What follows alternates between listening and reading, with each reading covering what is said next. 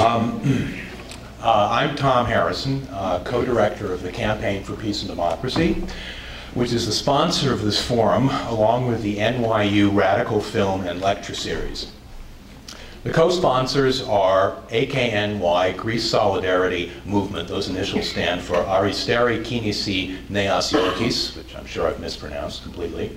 SYRIZA New York, Antarsya US, the journals Jacobin, New Politics, Against the Current, and Logos, the International Socialist Organization, New York, Socialist Alternative, and the Democratic Socialists of America, New York City.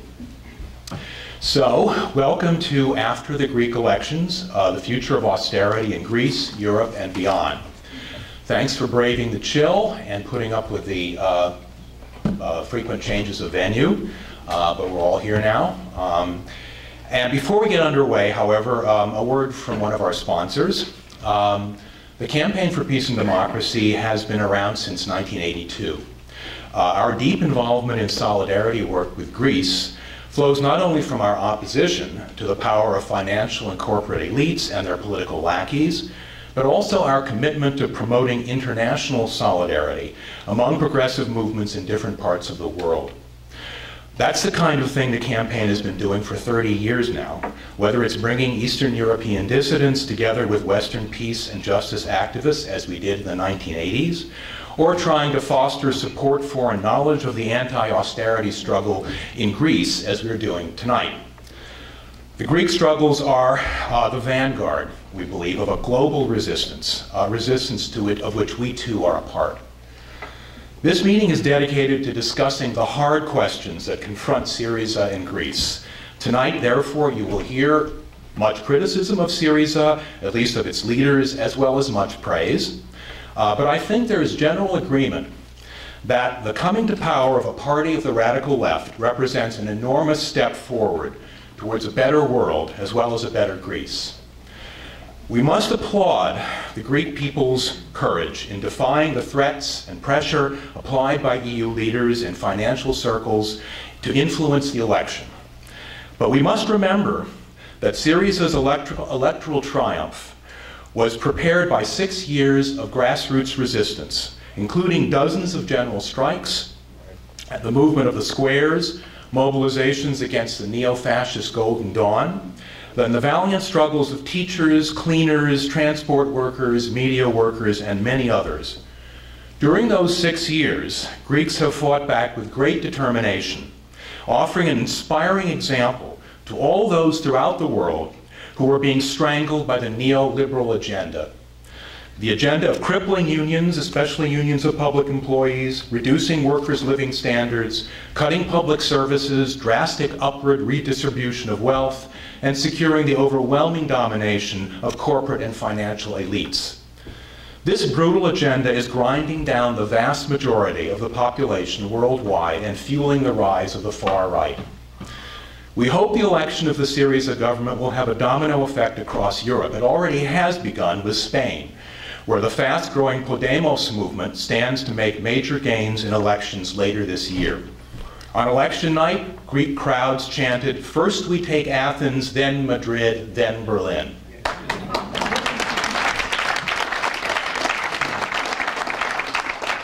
And we hope that its effect will be felt in the United States, where the rich and powerful have had their way much too long. The experience of the Greek people shows that a massive people's coalition can be built, a powerful movement of the left allied with an independent political party that can shake the financial citadels and eventually take power. Meanwhile, we know that the elites of the EU are determined to crush the SYRIZA government and nip its radical project in the bud. They desperately want to prevent the infection of radical democracy from spreading.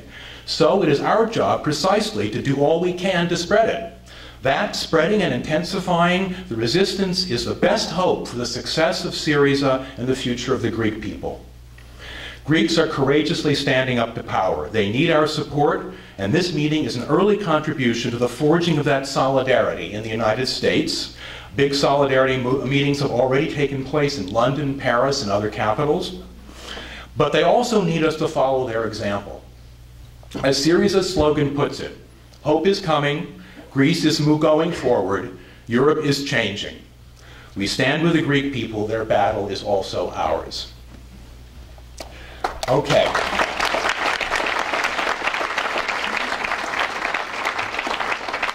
And now I'd like to introduce the speakers. Second to my right is Natassa Romanou. Natassa is a research professor at Columbia University in climate studies, a member of SYRIZA and the eco-socialist group System Change, Not Climate Change. She is a founding member of SYRIZA New York and AKNY. Romanou was in Greece for the elections. Next to her is AKRIVOS. Alan is a founding member of SYRIZA New York, a member of Socialist Alternative, and among the founders of AKNY. He has been active in the struggle to stop the neo-fascist Golden Dawn in New York City and speaks frequently across the US on issues of international politics, labor, and socialism. Next to him is Nantina Vgontzas. Nantina is a Greek-American PhD student in sociology at NYU, focusing on political economy and social movements. She is a member of the UAW Graduate Student Organizing Committee and involved in the nationwide Academic Workers for a Democratic Union and Reform movement.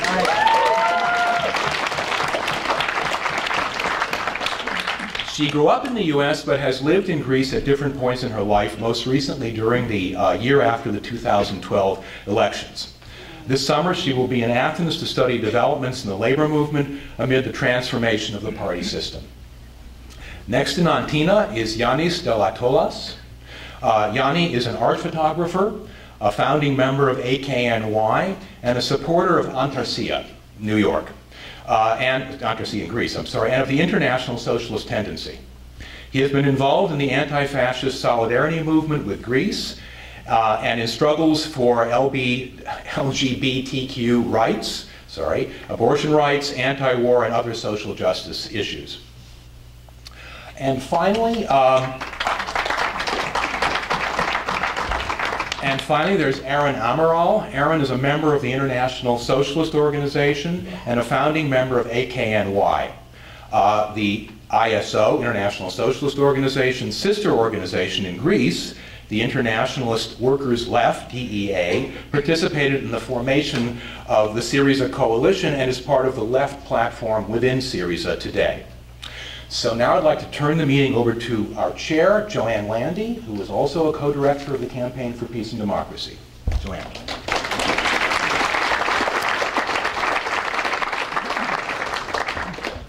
Okay, now I know you're all wanting to know what can we do here to express our solidarity in some physical way with the people in Greece. And there is an opportunity coming right up. Because on February 11th, can you all hear me, by the way? I had surgery recently and my throat isn't what it was.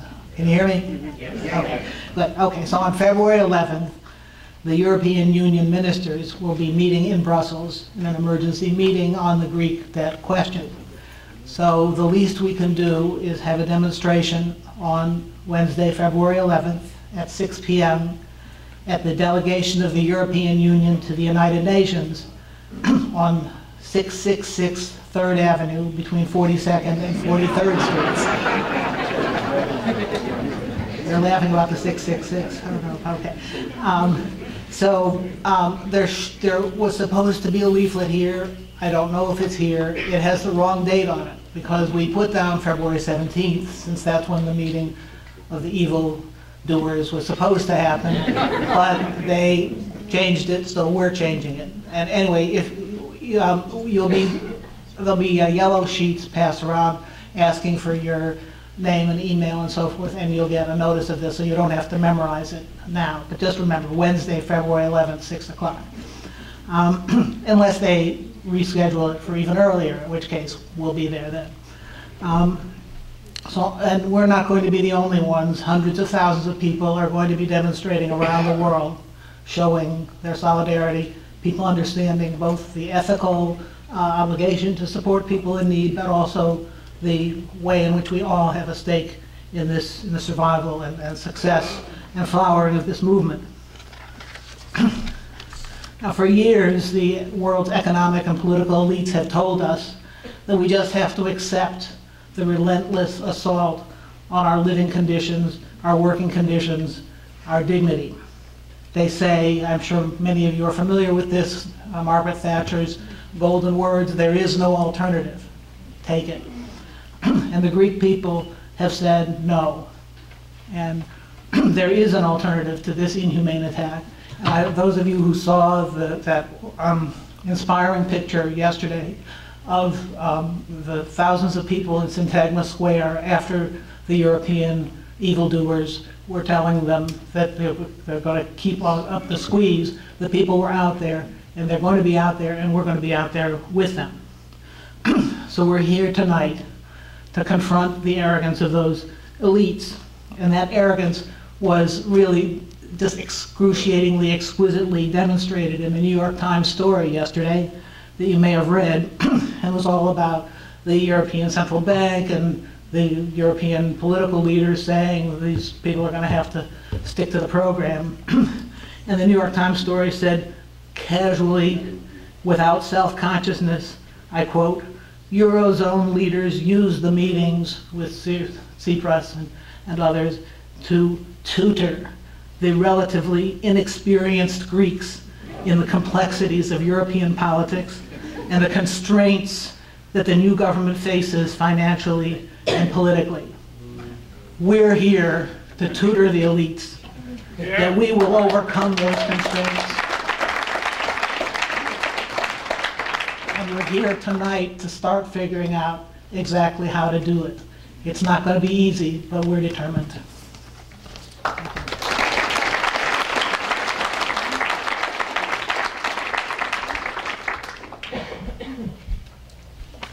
Okay, hello everyone. Thank you, Joanne. Thank you, Tom, for organizing this event. Thank you everyone for coming to this event of solidarity, to show solidarity to the struggles of the Greek people, of the Greek government, against austerity everywhere, not only in Greece and not only in Europe, but everywhere that is happening. January 25th, 2015 was a great day, wasn't it? Oh, okay. So January 25th was a great day. It was a great day for Greece, for the left. It was the first left government elected in Greece ever. It was the first left government elected in Europe after 60 years. And SYRIZA, the coalition party of the radical left, took 36% of the vote, whereas the second party, New Democracy, only 28%. 7 parties made it to the parliament. Unfortunately, for a few thousand votes, SYRIZA didn't manage to get absolute majority in the parliament. However, the next day, they formed a coalition government with the independent Greeks. One of the members of the cabinet, actually, is a member of SYRIZA New York, one of the members of SYRIZA New York, Rania Antonopoulos, on the portfolio of battling unemployment. First measures. Tsipras government, cabinet members came out and gave a taste, a preview of what's coming.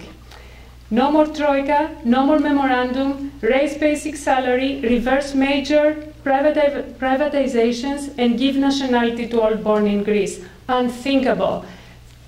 4 years ago, it looked improbable that a left government would be in Greece. 6 years ago, it was completely out of question. It was unthinkable. So what happened? Well, Tom outlined the austerity measures that have been taking place in Greece for the last 6 years, 5-6 years. But the turning point that I want to focus on happened last September 2014. It was the moment that Tsipras in Thessaloniki gave the first outlined the National Reconstruction Plan. That was the Thessaloniki program. It was the programmatic positions for the party ahead of the elections, the programmatic positions of a government, SYRIZA government, for the meta-austerity era. Now, this was work of this was a culminating moment of 3 years of work from different groups in different thematic areas for Greece's economy and governance, and it came with a price tag. Full cost accounting for every line that they mentioned, for every measure that they wanted to take, for any change they wanted to make.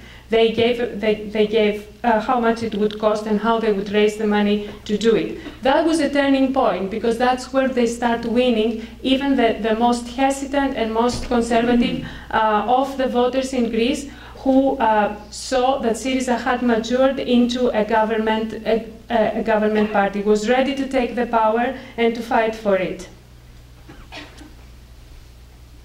So the National Reconstruction Plan, what it is about? 4 thematic commitments. The first one is addressing the humanitarian crisis immediately. Greece's greater than Great Depression. Over the last 4 or 5 years, we've seen assault in the middle and the lower income classes, cut down on public spending. The humanitarian crisis right now has an enormous social cost. Extreme poverty, 10% of the population below poverty line, 25% homelessness, which we didn't have before, 7,500 suicides, 2,000 kids alone in Athens. They have to rely on humanitarian help, assistance to get their meals during the day. So Syriza is proposing free electricity and support for these 300,000 families that are under the poverty line. Housing guarantee, rent subsidies, free medical care, and lower price for heating, oil and transportation costs for everybody else. The second component of the reconstruction plan is restarting the economy. Break the cycle, austerity, recession, poverty. Unprecedented economic collapse in a country of the first world during peacetime, that's not in war. The economy has shrunk by 25%, income has dropped by 1/3, and the unemployment right now among the young is at 50%. Right? So we need to do something about that. Syriza proposes, first and foremost, a fair and progressive taxation system. Tax the larger incomes, multi-property owners. Combat tax evasion and tax immunity. All those economic elites that for years had been entangled with the political elites and evaded taxation or were handed out tax provisions. Ship owners, media moguls, banks, and mega construction company owners. These are the private interests that Syriza will go after as soon as it gets the vote of confidence in the parliament. Furthermore, regain employment. Minimum wage raised back to 750 euros, restore labor protection laws and collective agreements. This is what we need right now. 300,000 jobs in agriculture, light industry, and services. This is among the first things that we have to do to combat unemployment, especially among the young people.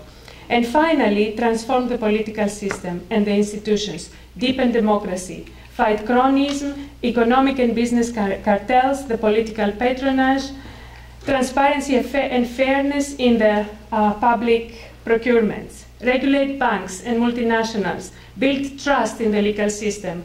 Greeks have traditionally had very low trust in the state, but over the last 5 years, 20% lower than before. Democratize the state, legal system, and police. Yesterday alone, we had a major demonstration in Athens, about 10,000 people, took place in Syntagma Square, where the indignados were. No sight of riot police, no sight of tear gas. But for all this to happen, critical, we have to keep the solidarity networks going. The solidarity networks that grew as a defense against the austerity and of the previous government. Social hospitals, collectives, and other grassroots movements. They have to mobilize the masses, movements that Syriza has always been traditionally aligned to and supportive. We need to bring back the unions and the neighborhood assemblies and solidarity networks, which are critical to keep the social majorities engaged. Because these are the social majorities that will safeguard any radical changes that are happening in the society, and they will help against compromises. We have to increase the left's electoral power, because this is the only way that it can continue to implement the medium and long-term vision of social transformation and win the hegemony of the left.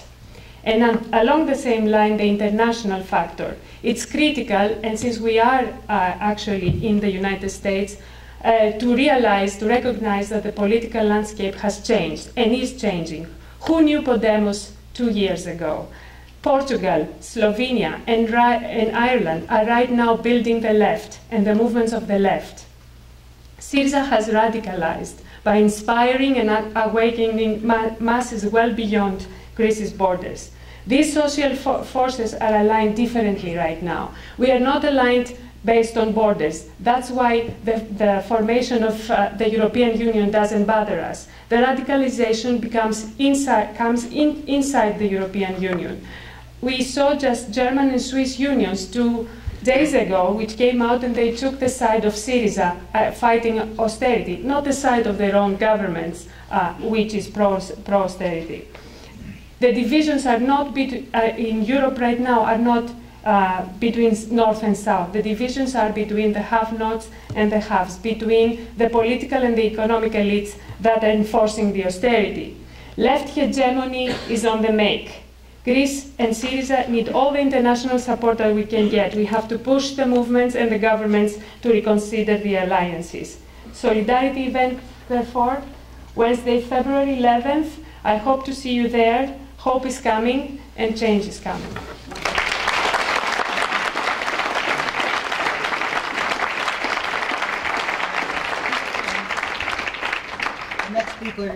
The next speaker is anxious to come up, but let me just tell the people who are standing in the back, there are a lot of seats up here, so you might get tired of standing after a while. I urge you to take advantage of the opportunity.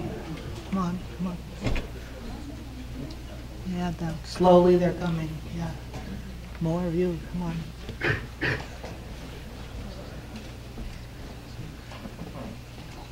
Good.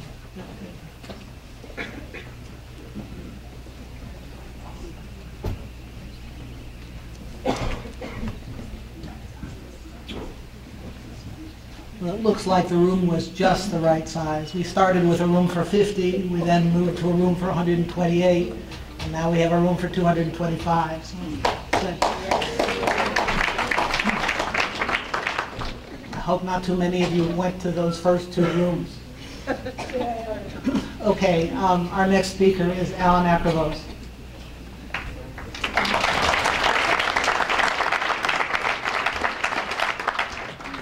Thank you, Joanne. Thank you, Tom. And I think it was excellent to hear the presentation from Natassa.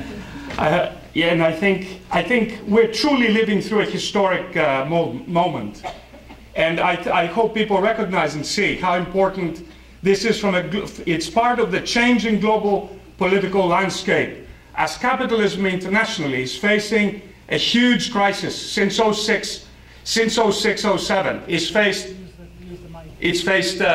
with this colossal crisis in the past period. It's a crisis that, by the way, even though they try to portray it that it was that Greece is causing this crisis, it was initiated in effect in the United States, as people know, and it is actually spreading on an international scale, with Europe at the moment being faced with another bout of deflation and economic downturn in the past period. But part of the picture that is changing is also the changes in the US. We see in the past period the $15 an hour campaign. That's actually an offensive for the first time in a long time. We see an offensive movement to try to demand increases, wage increases for the lowest paid workers in the US. We've seen the movements of the Black Lives Matter. We've seen the movements with some of the best results for the left vote in the last election with the Green left candidacy of Howie Hawkins. And of course, we saw a year ago the election of the first socialist council in the city of Seattle, Shama Sawan, which is a part of the picture of a changing political landscape that SYRIZA and so on. Of course, in the international scene, people mentioned before the mentioning of what we saw. We saw a humongous rally of Podemos the week before.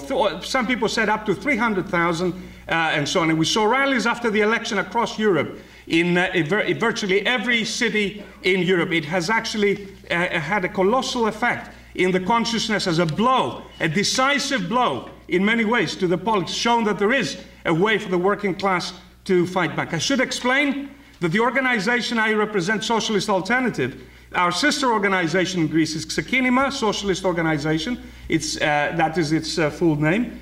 And it's part of the Committee for Workers International. It has initiated, it's one of the organizations that actually is not a part of SYRIZA, but is affiliated. It's one of the collaborating organizations with SYRIZA, and has initiated the Initiative 1000, which is part of an effort to unite the left and the movements in Greece as part of the effort of trying to build the forces that will be able to challenge the reaction that is inevitably going to come.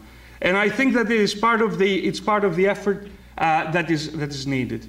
Now, the point about this, I will read a quote from some of the conclusions that we drew from the election of SYRIZA.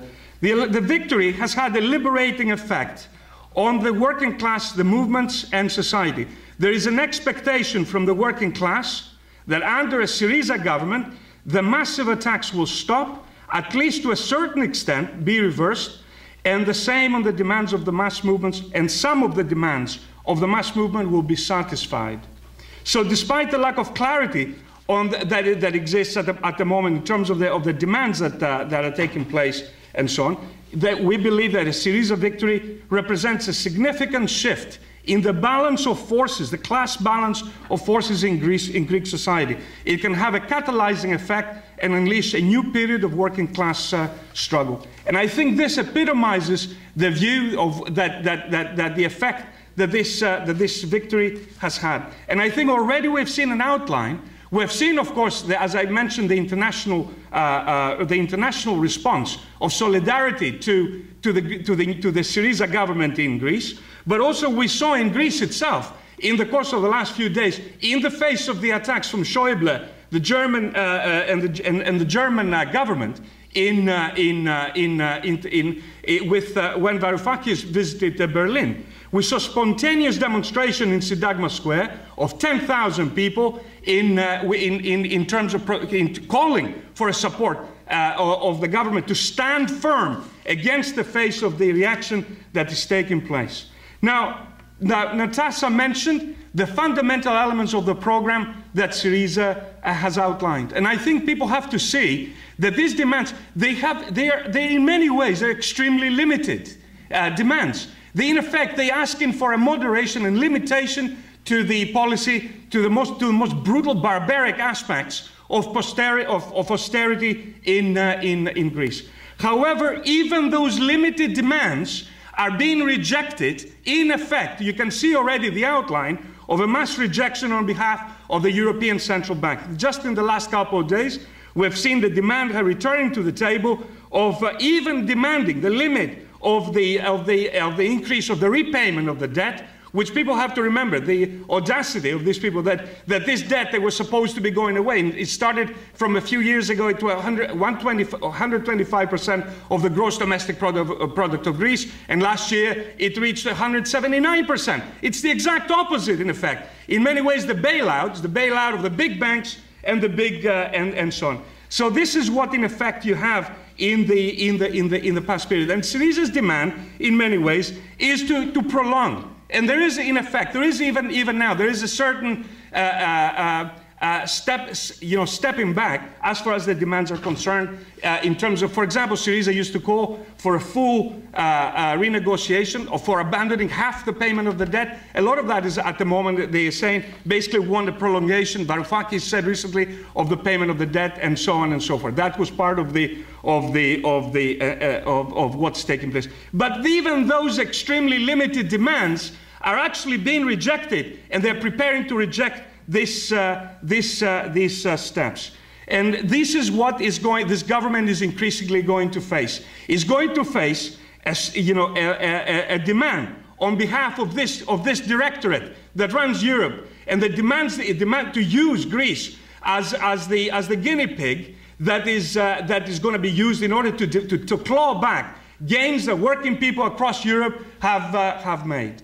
This is what is being prepared, a massive attack. And you saw the threat this last week. Anybody who follows the press, you saw the threat actually to pull the plug on behalf of the European Central Bank to say that, that they're going to refuse to pay. They already indicate they're going to intend to play hardball in the negotiations, despite the limited program that SYRIZA is trying to appeal to reason in that sense of saying, well, you cannot continue, this is totally irrational, and so on and so forth. And I think that this is what they're preparing.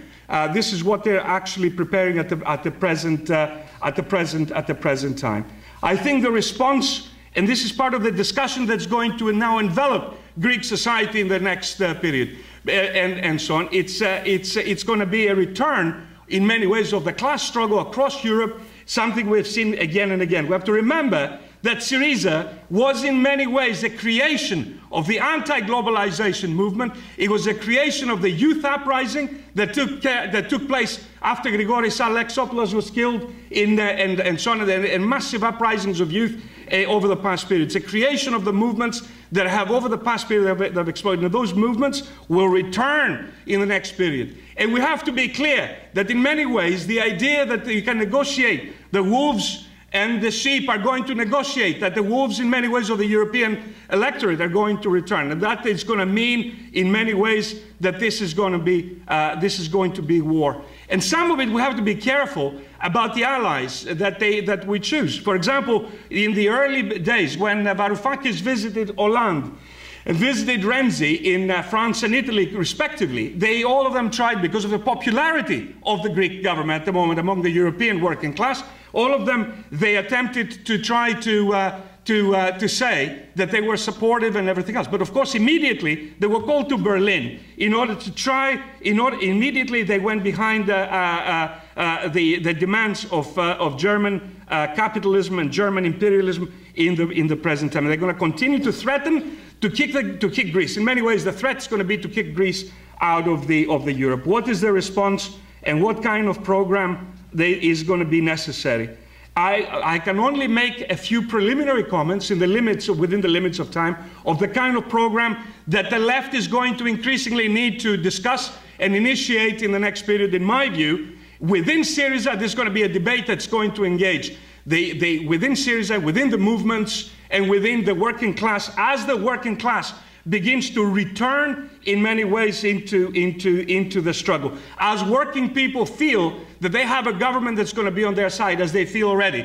As we saw the triumphant return of the cleaning ladies that fought with raised gloves, their nylon gloves that they were cleaning ladies' gloves, that when they returned to the finance ministry over the past period. The spontaneous, in some cases, occupations of workers when their plants are going to be shut down. The movements, once again, of solidarity that Natassa outlined and so on, they're going to return to the streets, and they're going to return to the scene feeling that they have a government that's on the side. They're going to exercise mass pressure on that government to resist, to draw a line in the sand is needed, and to give a clear message across Europe about the need for working people across Europe and internationally to fight against austerity and to fight against the continuous impoverishment of working people in Greece. The basic outline of a demand, and I hope that this is going to be part of a discussion as this class struggle develops. It will start from the limited demands, that even the limited, reasonable, quote-unquote, demands of limiting the debt, limiting the rejection of those are going to lead to a bigger discussion within the left about what kind of policies, whether this blackmail is going to work against working people. The kind of program that is in reality needed is going to be able to say no to the blackmail against the barbarism that they have inflicted on Greece. In fact, some statistics indicate that the current crisis in Greece is actually worse than the time of the German occupation in the 1940s. The collapse of GDP, the fact that half the population is at or below the level of poverty at the present time. The demands will be already the demand to nationalize the banking system, to move in the direction of the strategic sector of the economy, to plan them under democratic workers' control and management, and in effect initiate economic development, which is what is needed. Whether we're within the Eurozone or whether we're outside, in that sense, it's going to be the initiating of radical economic measures that's going to be necessary in order to kick up to the discussion. And I want to finish on this because Joanne is going to threaten me very seriously with bodily harm in a moment, is that we have, you have, all of us here, we have a role to play in relation to this struggle that's going to be unfolding. This struggle, I said a year ago, is going to be like Spain in the 1930s. It's not going to be a single event. It's going to be a prolonged struggle. And it's probably going to be accompanied by explosive movements in Spain and Italy and other parts, in Ireland already, where we have seen a huge movements and so on. It's going to need international solidarity. It's going to need all of you to be seen, to be part of building a solidarity, a mass solidarity movement for working people. It's going to demand actions and demonstrations across the world. Fight against austerity, and for a socialist Europe, which of course have a massive impact in the consciousness of working people in the US. It's going to open the door to create the similar movements in the next period as well. Thank you.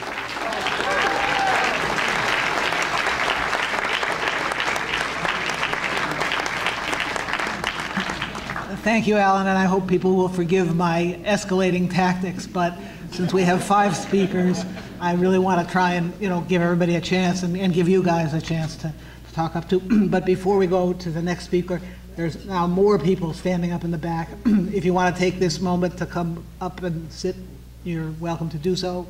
And also, I want to say that we are being videotaped and live streamed.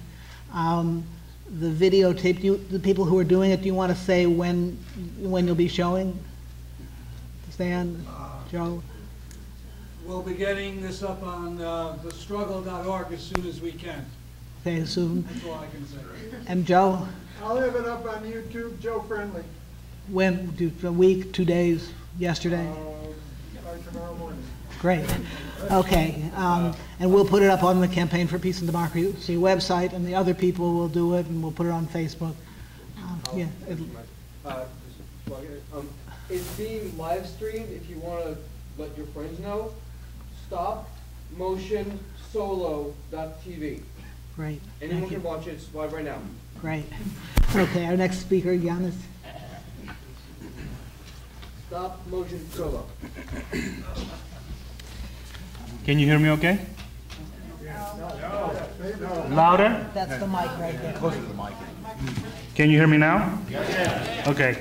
I want to start by saying the obvious, of course, that Syriza's electoral victory is also a huge victory for the workers' movement of the last 6 years in Greece. It meant a huge turn to the left. The combined vote for all the left parties is at about 42.5% nationally. This is plainly speaking historic, and an expression of the 32 or so general strikes and movements of the squares. These movements are responsible for the collapse of social democracy in Greece and for the weakening of the increasingly far-right conservative New Democracy Party, which lost also severely in this election. Unfortunately, this has also come with the fascist Golden Dawn Party coming in third electorally. And I'm going to be speaking about this further down the line a little bit more. This polarization in the political field in Greece is the result of the economic crisis, like people said, of the scope of the 1930s, except a little worse, actually. As Syriza battles with the EU and a compromise of sorts is underway, we need to see that the demands of working people are met by this admittedly left radical government. I think the last time some political party like Syriza was in power was Chile in the early 70s. This is an exciting time with openings for social justice, but also with real dangers related to the rise of fascism in Greece, but not only just Greece, but also the Front National in France. Other far-right xenophobic racist parties have made gains, as well as the radical left. So this is something we need to keep in mind. Some questions need to be asked about the Greek debt and the Eurozone. And simply saying that we support Syriza against the European bankers is of course true and necessary, and I think everybody really has to be behind that. They need to be defended, but we have to do some other things, and we have to say some more things after that. We need to go a few steps further, because the key issue here, in my opinion, is the debt. A debt that has been paid back many times over in terms of the amount owed. We're talking about here interest payments on that debt, and for the largest part. As we have talked about before, you know, the bailout money would reach Greece, stay in the bank for 24, not even 24 hours, overnight. The next morning it hits the bank in Berlin immediately, or, you know, wherever the European banks were that the money came from. So the money never hit the ground in Greece, which is you know, a great sort of swindle, if you want to call it that. So, as even, you know, Paul Krugman in the New York Times only a week ago or so, he became the latest economist, one of the many who are all saying that Syriza needs to go further in challenging the debt issue itself, and not just make a haircut, as it is called, but now the discussion is possibly recognizing up to 67% of the debt. That was the word yesterday by Iannis Delatolas, the finance minister. Again, this might change because things are changing very fast, so don't get, you know, if tomorrow it's another number, you know, I can't be held responsible for that. But as of today, this is what the discussion is.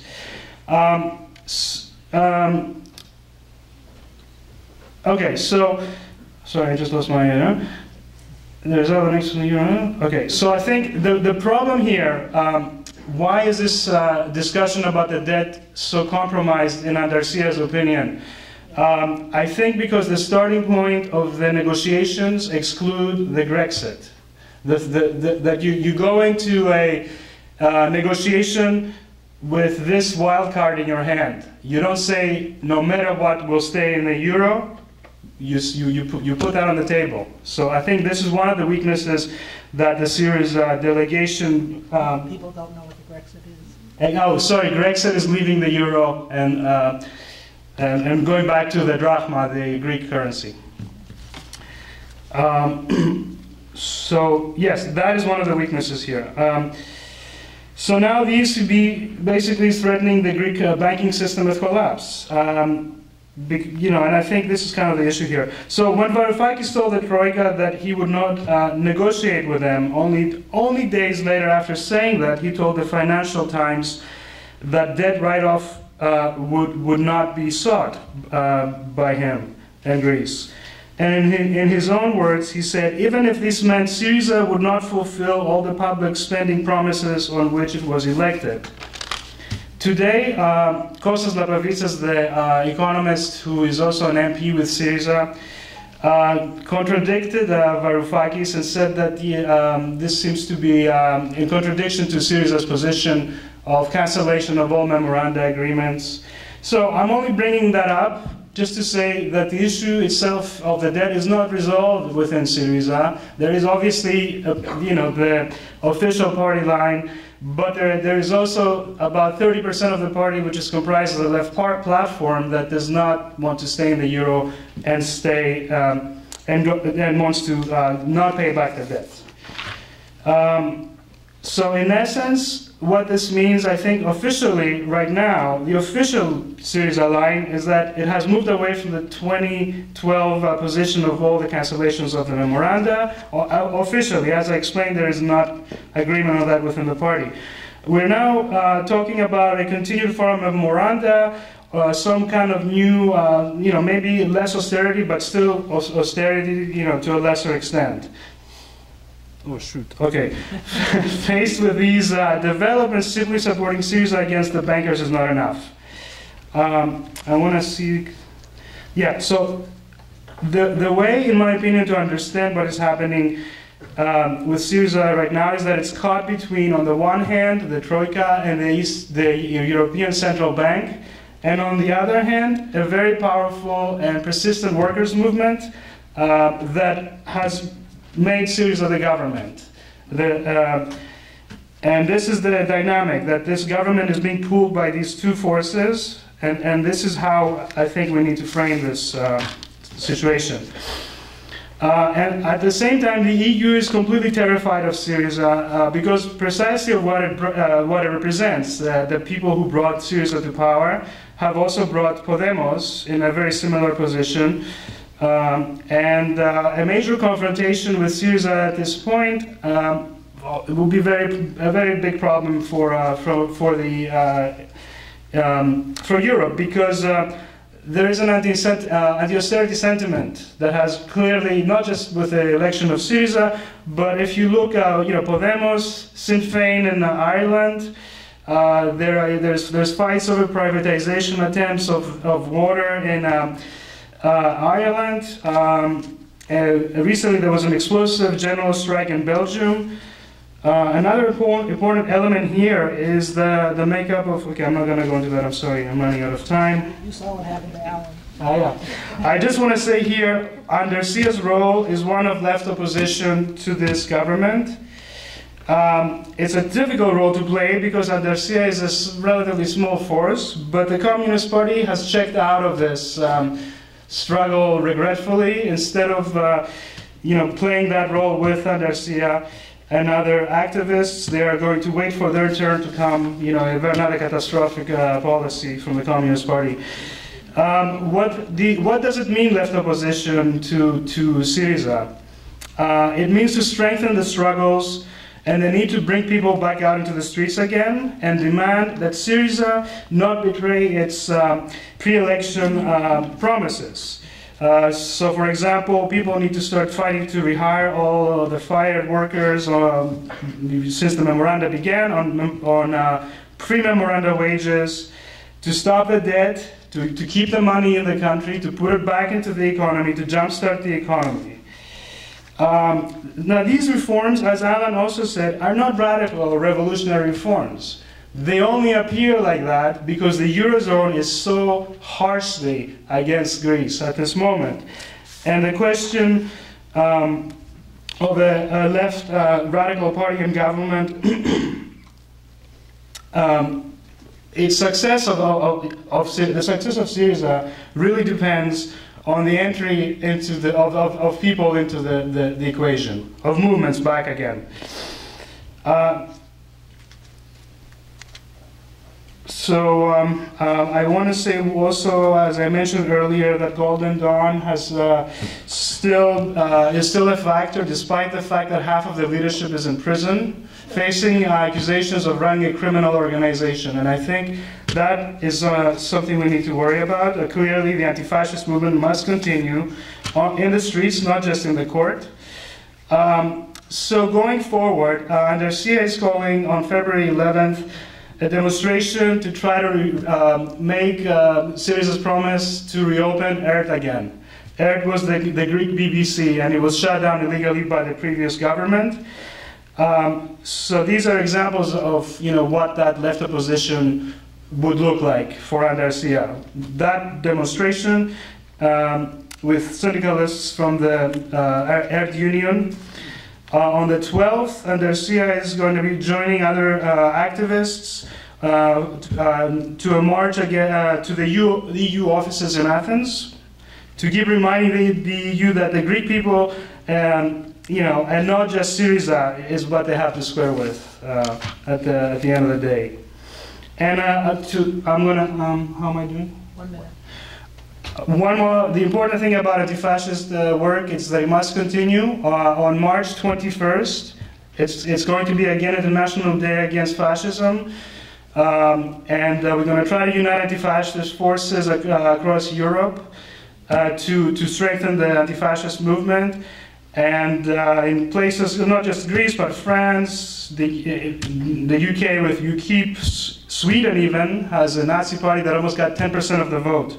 Hungary, fascists are gaining ground where the left is weak. And everybody in New York City, and I think in Chicago, there'll be other actions, hopefully in other cities, against Golden Dawn and fascism. Thank you.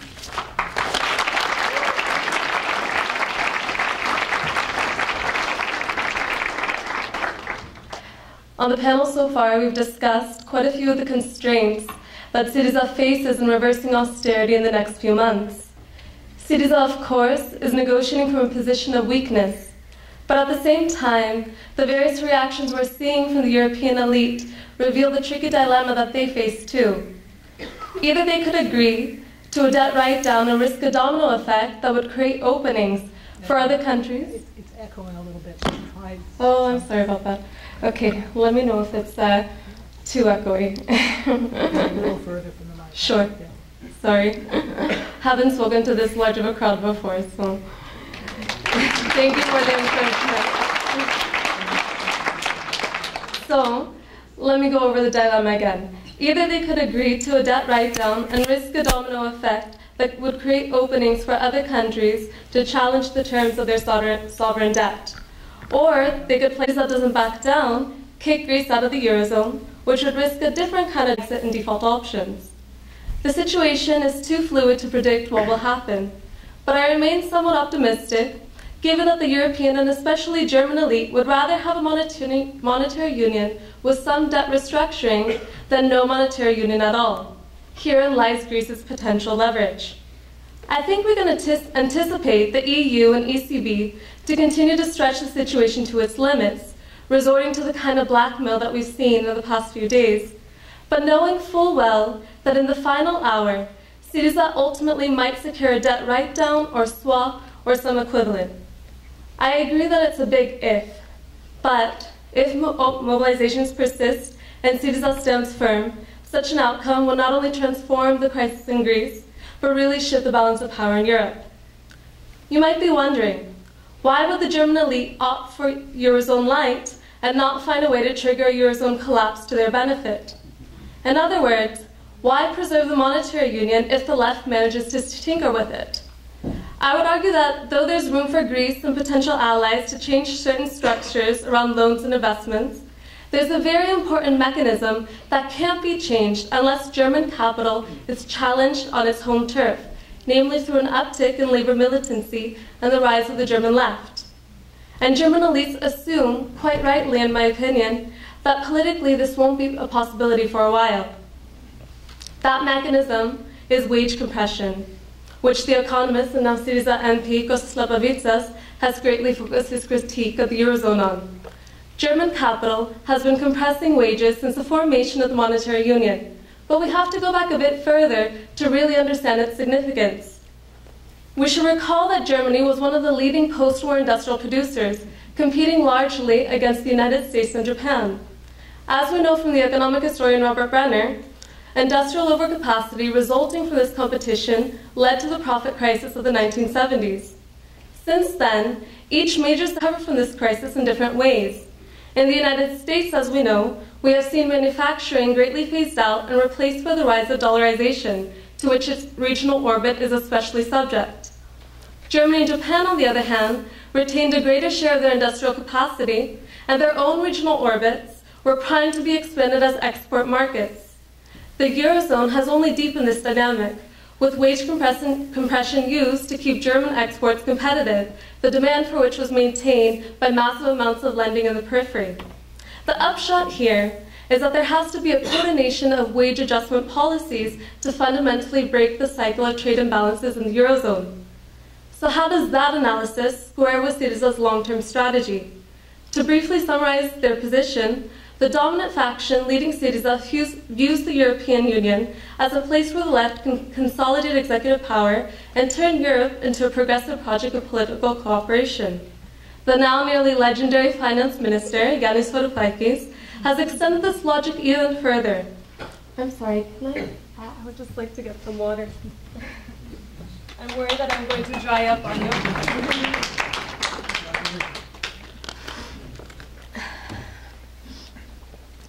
No, it's okay. So Varoufakis has extended this logic even further by arguing that the Eurozone itself can be reformed to the benefit of all its members. He's articulated what he's called a modest proposal that consists largely of quantitative easing and restored investment throughout the Eurozone. The key is that these reforms would be powered by the industrial heart of Europe, that is Germany. Indeed, Varoufakis has said that Europe, quote, needs a hegemonic Germany that would push for savings to be shifted to productive activities, even in the periphery.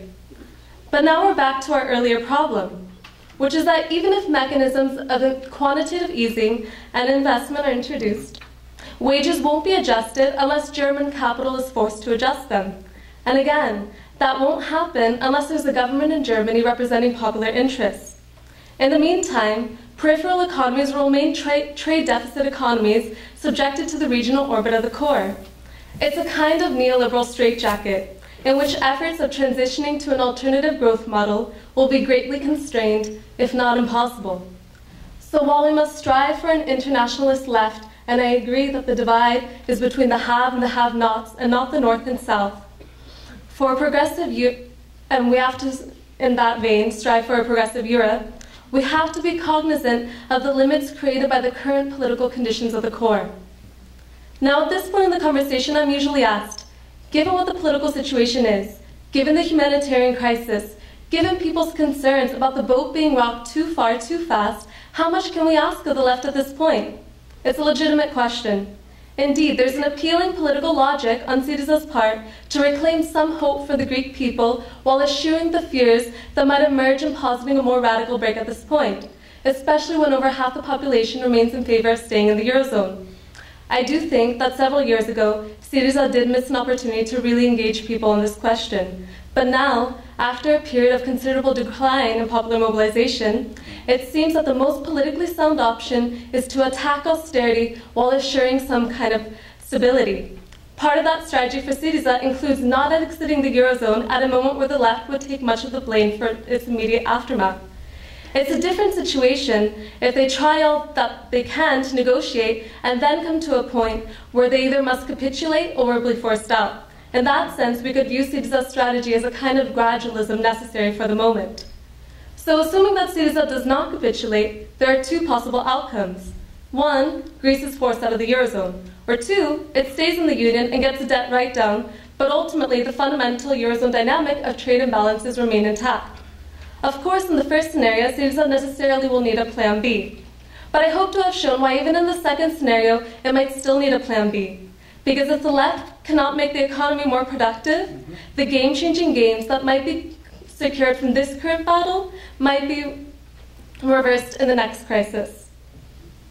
And the little hope that people have left that's been rekindled will be lost. There happens to be a sizable force in Syriza that has articulated its position, and Iannis pointed them out, the left platform. They've offered blueprints for an alternative, and Lapavitsas is one of those people who's articulated it. Lapavitsas' plan, or under Lapavitsas' plan, the country would nationalize its banks, impose capital controls, and devalue its currency to increase export competitiveness. The most updated version of this can be found in a book that first was released on the day of the elections. This strategy would give the Greek government much more autonomy for fiscal expansion and moreover for compelling capital to invest in productive activities. It would allow the left, in other words, to pursue an alternative growth model. All of this, of course, would necessarily be undergirded by continued popular support and a deepening of working class formation. For the sake of time, I won't get into all of the details, but I'd be more than happy to continue the conversation in the Q&A. What I'll say for now is that there are, I think, 3 points that are understated when this debate happens. The first is that the Greek state is now more than ever in the position of disciplining capital, and by that I mean compelling capital to invest in productive activities. This is because, quite simply, there is now a section of Greek capital in whose interest it is not to leave Greece. Greek capital today is not just the Onasidas who in the 50s and 60s could take their ships to other locations. Sure, there are oligarchs, but those oligarchs rely on airways, the stadiums, metal plants, and might even see new investment opportunities in transport, pharmaceuticals, solar and wind energy, and other sectors if the appropriate industrial policy is applied. It's important to note the motivation of Greek elites in entering the Eurozone, which arguably was to exploit markets in their own regional orbit in the Balkans. This, however, proved to be a bad gamble, as the only sector that has profited from the Balkans of Greek capital was banking. So these other businesses, again, are bound to Greece, at least in the short term, and can be incentivized to stay in the long term. The second point is that this long-term industrial policy is actually on the cards now, because we have a Greek state that for the first time is committed to attacking bourgeois corruption. Due to a number of structural reasons and political contingencies, the Greek post-war governments pursued a rather bastardized version of planning. And though this was at least rhetorically the project of PASOK when it took power in the 1980s, because of its commitments to the political class, that goal was dropped by the end of the decade in favor of stabilization. But this government has no such commitments, and we can rely on it to actually discipline capital. The third point is that in this global economy, Europe is not the only partner around, or shall I say Northern Europe isn't. And in fact, there are a number of countries that would be happy to counterpose against the Eurozone, and that don't have the interest or capacity of subjecting Greece to their regional orbit. Our friends in the pink tide of Latin America come to mind here, whose state-society relations SYRIZA has largely modeled itself after. Let me put it differently. In the abstract, especially to somebody who grew up after the dismantling of welfare states, a second New Deal in Europe sounds great. But I hope to have shown why that cannot occur under the current political context. Now that the left is in power in Greece, it must take the steps to strengthen the organizational capacities of the popular classes in the long term. And the truth is that a working class that is highly fragmented and an economy that is weak and unproductive will have a difficult time organizing against capital in a sustained manner. Again, the examples of Venezuela, Bolivia, Ecuador are relevant. Given the weaknesses of the Greek economy, and given its potential fate of stagnation if it remains in the Eurozone, I think we must seriously consider what the alternatives are for raising its productivity so that we can start fathoming possibilities for socializing it. And I think it's necessary and possible to be having those conversations sooner than later. I'll conclude on a more personal note. Yesterday I was talking to a fellow researcher in Greece who's my age and who comes from the youth wing of SYRIZA. When I told him more or less what I've told you all now, he said, yes, these conversations do need to happen, but where? In what settings? This is precisely the opportunity and challenge that the left now has.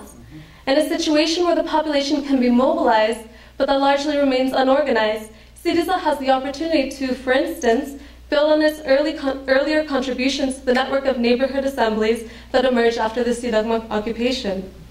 And this time, instead of just articulating an anti-austerity politics, it can use these fora as places to really discuss what's needed for a sustainable transition out of stagnation and into socialism. And people can grapple with those ideas, challenge them, perhaps even believe in them, or not view them so skeptically at least. What could better embody that bold demand of the activism, of the indignados, for real direct democracy? Thank you. After he speaks, we're going to give each of the speakers who spoke a couple minutes to respond to each other, and then we're going to go to you guys. My name is Amaral, and I should start with the explanation. My last name is Portuguese. I don't speak Portuguese. I speak Spanish, and I speak no Greek, so I need to explain why I'm here. The one reason, and I think it is important, is that I'm one of the founding members of AKNY New York, which is the Greece Solidarity Movement. And just quickly, before I turn to the situation in Greece, I want to say that when we founded AKNY, it was really with the expectation that this moment would come, that this historic breakthrough would come, and that there would be a moment upon which much, for the left and the rest of the world, including right here in New York, much would depend in terms of protecting the historic breakthrough that we see in Greece and what it might represent for the international left. And so I'm very excited to see so many faces in the room. The second reason why I'm here, despite my language impediments, is to speak about, specifically to speak about the role of the left platform, and specifically the role of DEA, the ISO sister organization within the left platform. And I've spent many early mornings this week speaking to people in Greece, and I want to talk a little bit about the perspective, building on some of what Nantina said, talk a little bit about the perspective of the left platform, because I think it's particularly important at this moment where the leadership's in government, and there's when we talk about SYRIZA, it's not necessarily the same as talking about the government. And so I think it's important to start, and Alan made reference to this, to think a little bit about the history of SYRIZA and where it comes from. Because as Alan properly noted, it really grew up as a movement out of the global justice movement, and so represents an important trajectory of a fight against austerity going back more than 10 or 15 years now.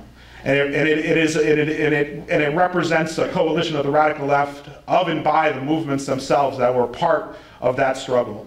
And that struggle in the broadest sense of anti-austerity in all its manifestations, within the trade unions, within the social movements, and in every possible way. And it was only through that process and through the explicit rejection of the kind of historic capitulation of social democracy that SYRIZA could have gained the confidence of the Greek working class, a working class which I hope people realize is one that's been steeled over 50 or 60 years of brutal fights going back to the Second World War through the dictatorships, brutal fights for basic democratic rights. And so to win the trust and confidence of the Greek working class is not an insignificant victory. So that history up to 2012 and the elections in 2012 is important. There's a second struggle that unfolds after 2012 within SYRIZA that represents the necessity of the left platform, because there's a struggle starting in 2012 within SYRIZA about what's going to be the strategic perspective at a time in which, post 2012, there's an exhaustion within the movements. When people talk about the numerous, the dozen, 20, 30 general strikes, this is generally in the period prior to the summer of 2012. And so after those historic elections, when we first saw the breakthrough of SYRIZA, you have a period of social exhaustion, of people struggling and with these general strikes, with these social mobilizations, struggling with, in the face of brutal repression of the state. And the sense is that, particularly after, for a variety of reasons, but particularly after that 2012, the movements and the class in general started increasingly to look to the electoral arena as necessary to kind of unleash the possibilities that the strikes and the movements themselves had been unable to break through. And that created a struggle internal to SYRIZA, which I'm sure people would not at all find surprising. A kind of a turn on certain parts of the right wing of SYRIZA towards electoralism, a move to seek alliances with sections to the right. And in this context, it became important to create a left platform within SYRIZA that could stand up and defend the historic roots of SYRIZA and its relationship to the social movements. And to defend some very basic principles about what the face of the anti-austerity fight was going to look like, and the idea that the electoral breakthrough was not the end-all and be-all, but was just one phase of a battle which ultimately was going to depend on the capacity to mobilize the social base out of which SYRIZA came. In that period between 2012 and now, the left platform as a whole, and understand it represents an array of forces committed to a kind of this broad platform, was able to actually grow in strength despite some efforts on the part of the leadership to marginalize and to make more accommodating its public face. If people managed to see Alexis Tsipras when he was here in New York, I don't know, was this a year ago or whatever, maybe more now, you got a sense of some of that politics. Now there's an entirely new challenge that the comrades are facing, in a situation in which some of the leadership of the left platform has decided to go into ministries at a time when there are tens of thousands of now governmental jobs up at stake for activists. There's increasingly a need to defend some of the basic principles that the left platform had stood for within SYRIZA.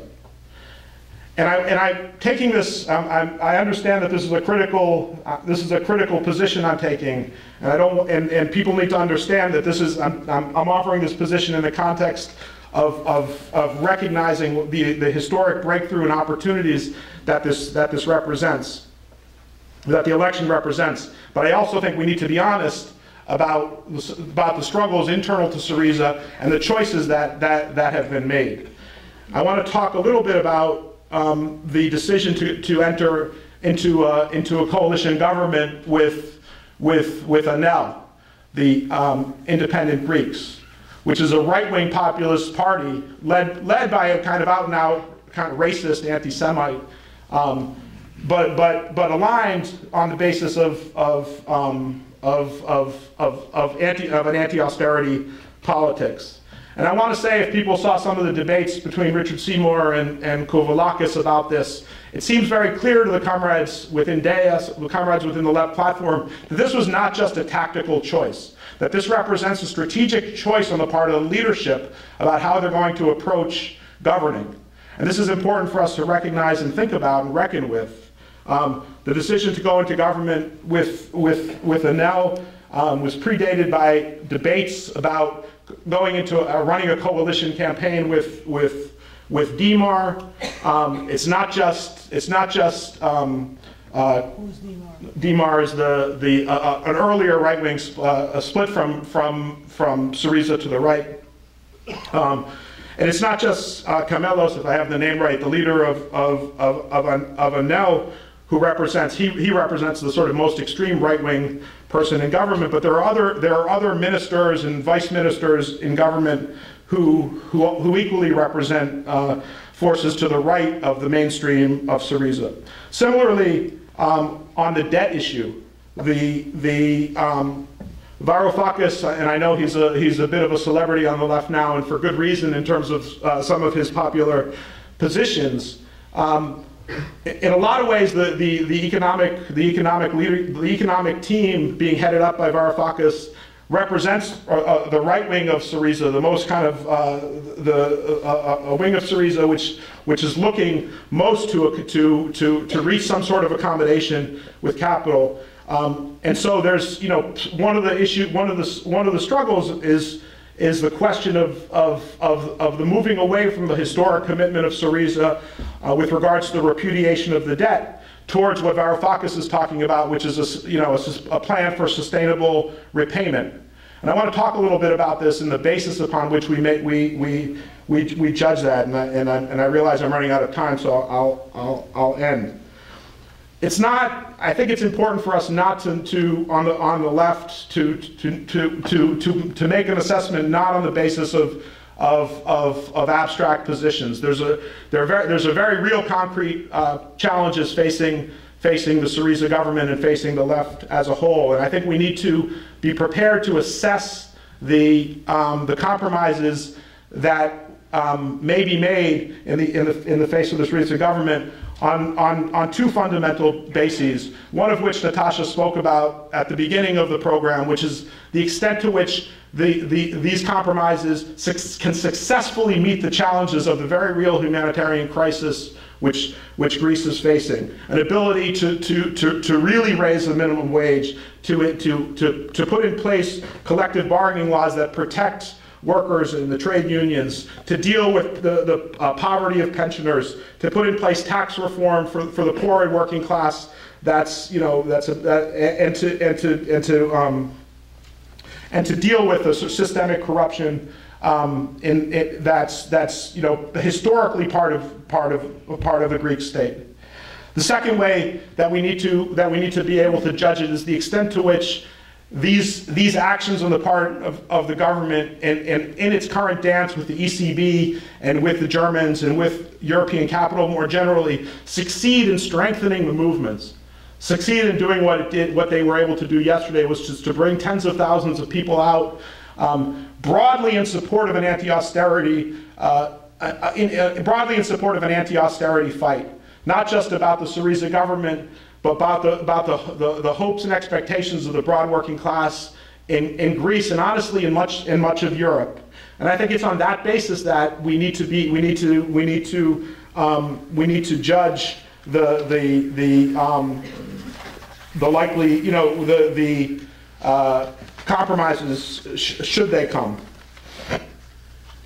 Once we get our heads around the material reality, political, economic, and social of the conjuncture, there are any number of questions and historical political comparisons we on the left might want to make. And now that the government in Syriza, as I've said, not the same thing, has started to move, there are any number of questions and criticisms that might arise and may be justified. But I think for us in the United States, and here I'm speaking with my non-Greek hat on and very much a part of the US left, this is a caution for my comrades broadly. We need to understand that these are not questions and debates that are alien to the Greek left at all, if this panel has shown us anything.